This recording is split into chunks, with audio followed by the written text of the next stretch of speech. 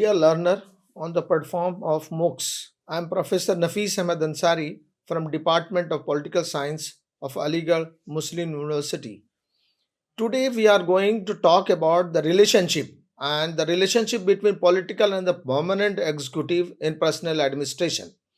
In a democracy, the people hold the power. It elected representatives takes with leading them to a place or them for a set of moment of time will this authority that we called dear learners on the platform of MOOCs. I am Professor Nafis Ahmed Ansari from Department of Political Science of Aligarh Muslim University. Today we are going to talk about the relationship between political and permanent executive in personal administration. In a democracy, the people hold the power. Its elected representatives tasked with leading them for a set moment of time wield this authority because of their expertise, understanding, and knowledge of public affairs. The civil services help elected officials create policies and see them through the two completions.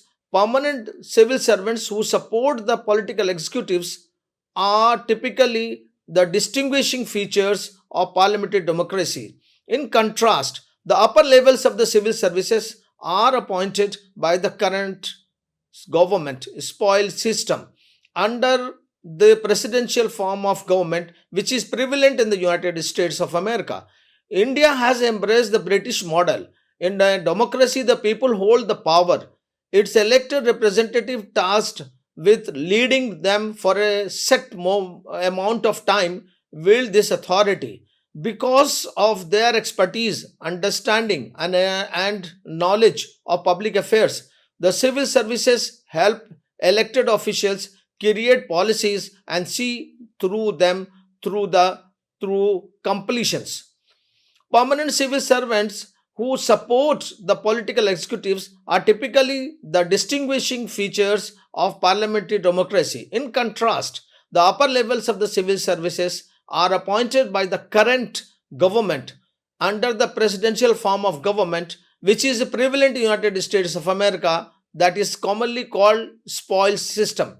India has embraced the model for the British benefit of impartial, long-term, and autonomous civil services. There are certain things which are some benefits having an impartial, permanent, independent civil services. The spoil system is prone to turning into a corrupt, nepotistic, and patronage system. An independent, the spoils is the spoils system is prone to turning into a corrupt, nepotistic, and patronage system. An independent agency's reputable hiring procedures offering protections against this kind of misuse. Crafting public policy in a different process that requires an in-depth understanding of public affairs.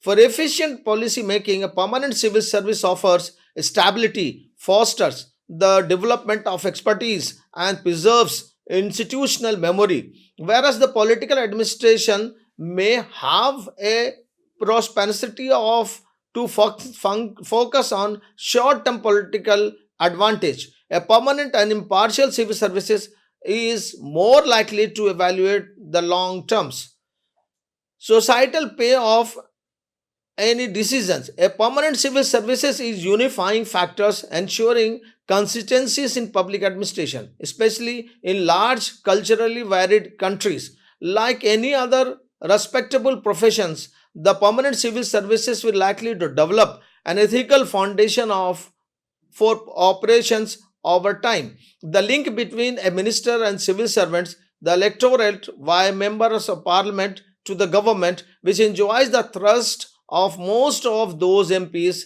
is the democratic line of accountability. The permanent and politically unbiased civil service supports the constitutionally constituted government, regardless of its political persuasions. Ministers therefore answer to the parliament, and civil officials answer to the ministers. That is the system in place in our nations. The civil services is vital to the administration, the creation and execution of public policy, and the advancement of the nation's development in a democracy.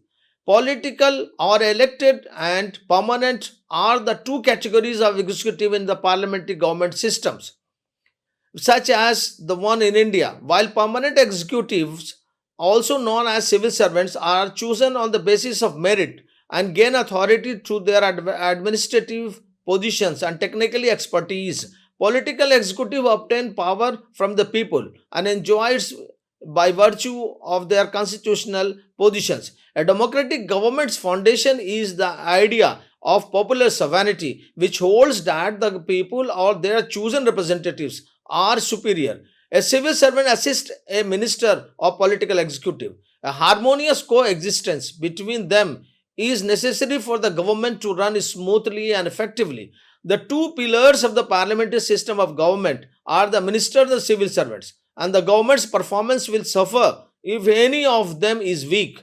Although political and permanent executives have distinct roles in government, in reality, their work frequently overlaps and is hard to distinguish. The idea of the policy administration dichotomy serves as the foundation of the fundamental divisions between the political executive and the permanent. Woodrow Wilson distinguishes between the administration and the politics in his writing. He says in his book, The Study of Administration, which he written in 1887, which we have read in course 1 of this program. He saw politics as the creation of policies that assign administrative responsibilities. According to some of the administration is primarily concerned with the policy executions, which is the purview of the career public servants. The representatives are chosen by the people to serve as the representative and make policy. The main cause of this duality of the time was the spoils. The system's widespread use in American politics resulted in ineffective government. Other academics who shared this opinion include Willoughby, Fifner, L. D. White, and others. This contradiction suggests that the formulation of the policy and its executions are the two completely separate processes. It is believed that the main purpose of politics is to formulate policies, and politics itself has its roots in an intellectual framework. An ideology is a set of priorities that a political party chooses from among the options available to address the various issues that members of a society face. Disparities in preference are the foundations for the disparities between political parties. Conversely, the permanent executive is responsible for gathering accurate data regarding the specific circumstances. It provides that data required for the policy's conclusion. Following the creations of the policy, the administration of the permanent executive must move forward and take all necessary steps to fulfill the duties assigned to the administrative apparatus. The permanent executive must possess the requisite managerial and technical skills to oversee people and things. In addition to having the experience that can assist in avoiding mistakes and achieving goals with economy and efficiency, they are permanent. This duality has been the subject of much discussions. There has been defenses and criticism of this theoretical stance. There are several issues which such a separation is in practice, even though it makes sense theoretically. A question regarding the separation of values and facts arises. Does the permanent executives factually information remains separate from their values when they provide it? Can the individuals disentangle their values from the information they gather? The question arises, if the permanent executive disagree with their preferences, do they still carry out the policies? Otherwise, how can a person carrying out a programs they do not support it is accurate to assume that the members of the parliament executive do not possess a preference of values. There isn't thorough discussions of these issues. Nevertheless, proponent of the viability of the dichotomy contend that policy, whereas the administrative process involves more technical details and facts and fewer political processes. Preferences entails more political processes and values. The same agency would not be able to perform both tasks effectively and economically simultaneously. It is desirable from the theoretical standpoint and crucial from an operational one to separate these two functions. Good government depends on the ministers and the civil workers having positive working relationship. Although political theory provides clear guidelines for the tasks and obligations of the ministers and civil servants, this democratization becomes hazy since both parties frequently infringe upon one another's domain of the authority. Civil worker must answer to the ministers, since in a democracy the minister is answerable to the people through parliament. Nevertheless, an unbiased civil services has an oath of allegiance to the nation's constitutions and is answerable to it. And the current administration, nevertheless, one of the main responsibilities of civil services officials is carrying out the directives of the properly elected government. Besides of this, it is necessary to establish a clearer responsibility split between ministers and the public workers. A well-defined structure defining accountability and obligations would be beneficial. Guidelines for the interaction of the political and the permanent executives following the agreement on the foundation of these two wings. Separations, both wings must function under a few fundamental requirements. The requirement becomes even more important when there is a fine line between different tasks. Due to this requirement, two significant norms, neutrality and anonymity, were born. Let's attempt to comprehend what these two convention means. When we talk about the neutrality stands presumes three things. Number one, shifting political parties in power. Number two, deserving bureaucracy. And number three, ongoing bureaucracy. Now let's us attempt to comprehend these three requirements. First of all, there will be inevitable to be shift in the parties in power in a liberal democracy with a pluralistic political party system, especially one that uses selections. That is indeed the system's reasoning.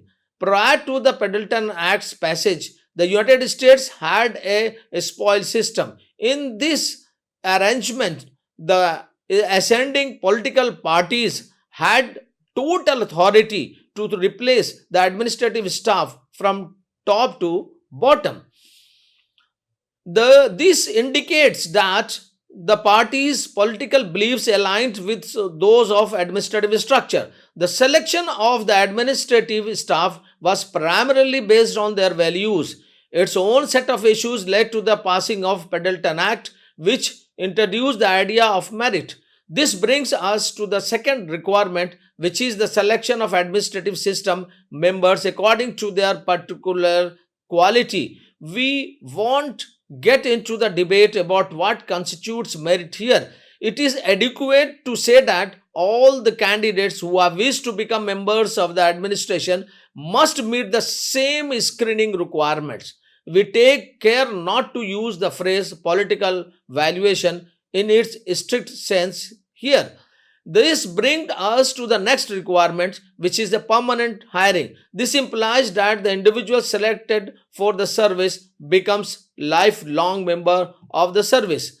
This suggests that whether or not government servants continue in their careers is unrelated to the shifts and political party fortunes. Actually, it is because of these considerations that the idea of a permanent executive has emerged. The permanent members must be impartial when hiring new staff in light of the shifting political landscape. This implies that none of the members are expected to make any political commitment.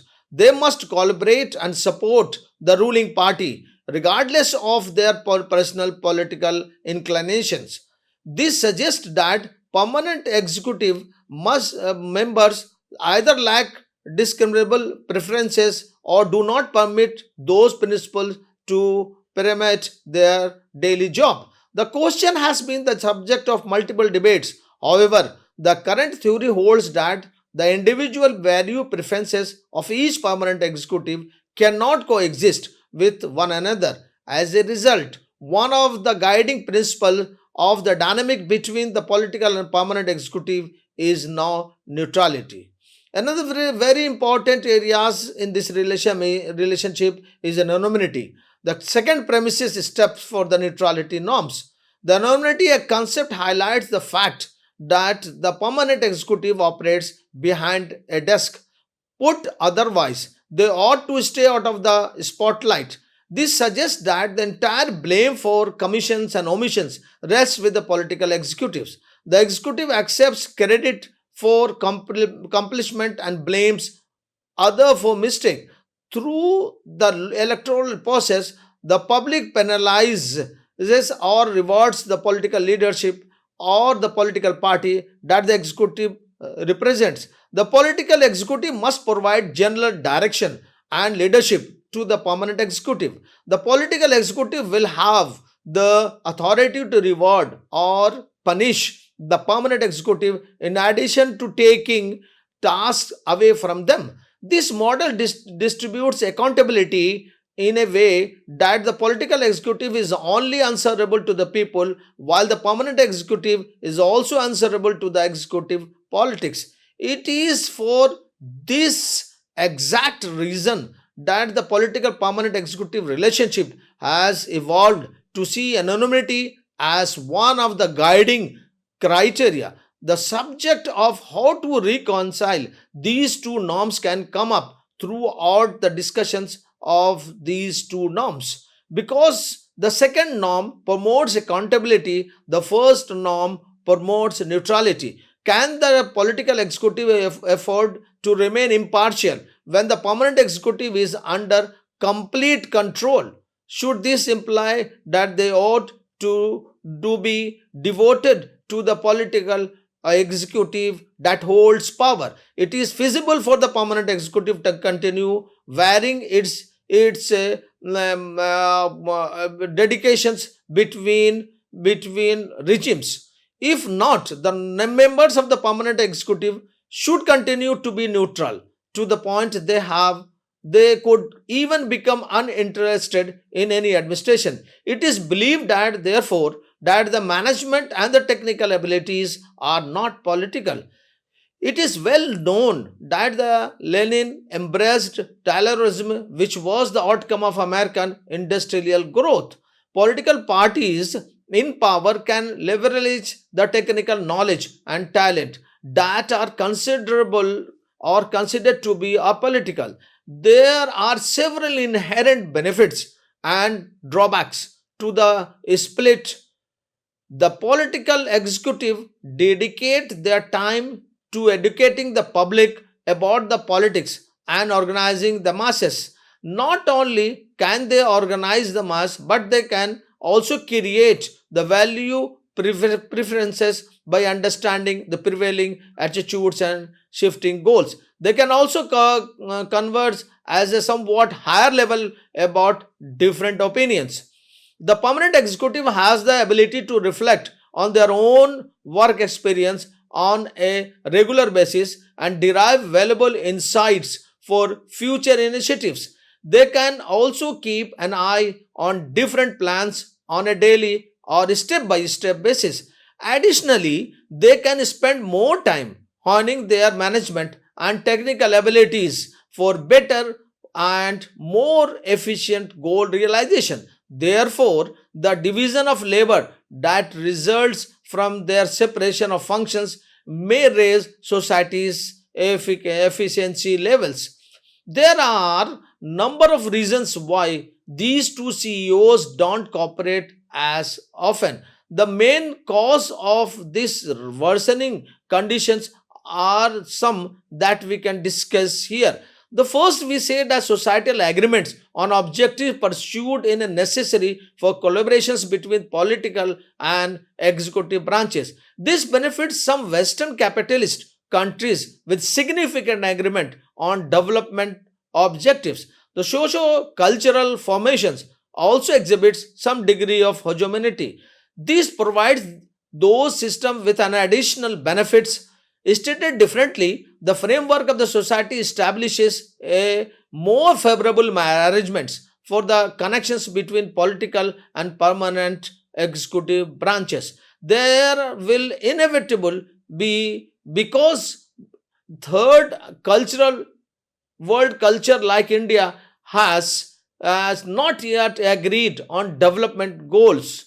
Both the political and the permanent executive share the heterogeneity of the society. Political uncertainty affects political executives. When there isn't agreement on the development and socio-political hegemony, the lack of a long-term perspectives on the society determines the ideological foundation. This causes a great deal of ambiguity in the preference of policies.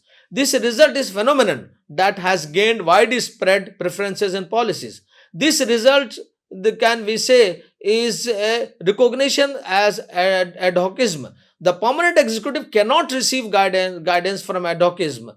Conversely, political processes begin to take over even managerial and technological space. As a result, the differences between the political and permanent executive becomes increasingly blurred. The relationship may suffer as a result. The second area that we find that the two main causes of the clash between these two executives and historical processes and socio-economic advancement. Historically, the permanent executive serves in administrative and political capacity during the colonial era. The two roles were so similar throughout the colonial era that it was challenging to distinguish between them. The anti-colonial movement sought to give elect officials political power and was the driving force for separating responsibilities. The bureaucracy gives the impression of being a counter force, while freedom movement represents the goal of the populace.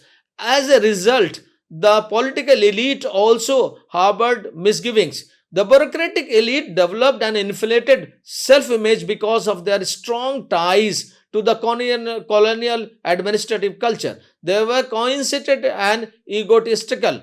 The attainment of the independence ought to have promoted a complete overhaul of the bureaucratic framework to equip them from newly assigned responsibilities. However, the ruling class was hesitant to change the structure. Thus, the same tool on which the elite of independent India had to rely was the bureaucracy, with the colonial overlords employed against the freedom fighters.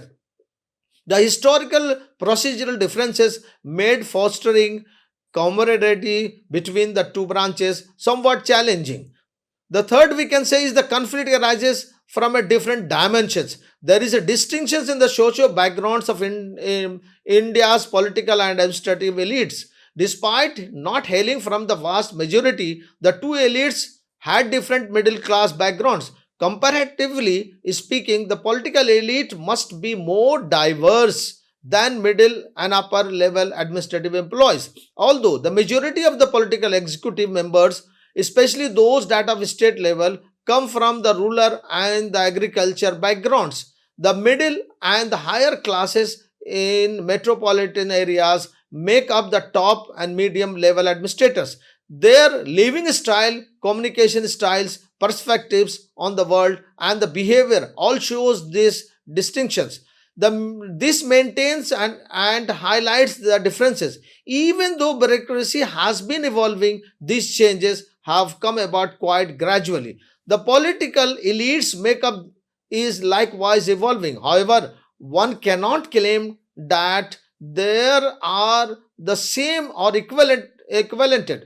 Stated differentiately, the rural agrarian upper middle strata and the urban industrial middle class respectively control the political and permanent executives. The relationship is also partially influenced by these factors. Thank you.